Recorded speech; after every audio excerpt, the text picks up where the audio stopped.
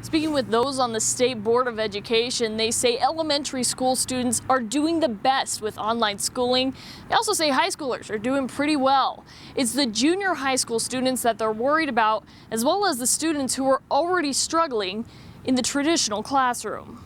It's a mixed bag when it comes to feedback. There's more than 81,000 students in the Alpine School District. 75 to 80% of their students are passing online classes. At Granite School District, they have 64,000 students. Of those that are in high school, 42% are failing at least 2 of their classes as of today. Most school districts are implementing a system that only applies to the last months of the school year during the pandemic.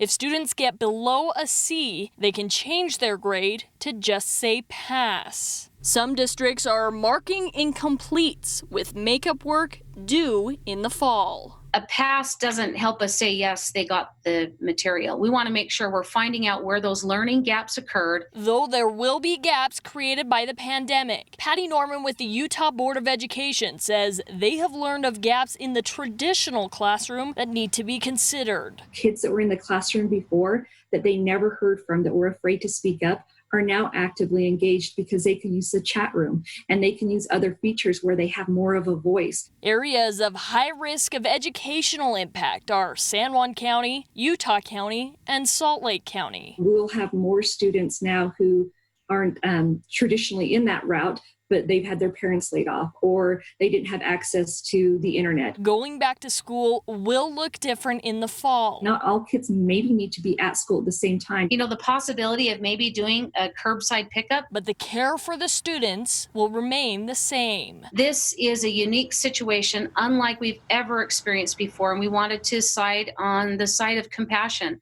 Norman says they will receive $67 million from the CARES Act and that 90% of that money will go to each of the districts depending on their needs. In Salt Lake County, ERIN Cox, Fox 13 News, Utah.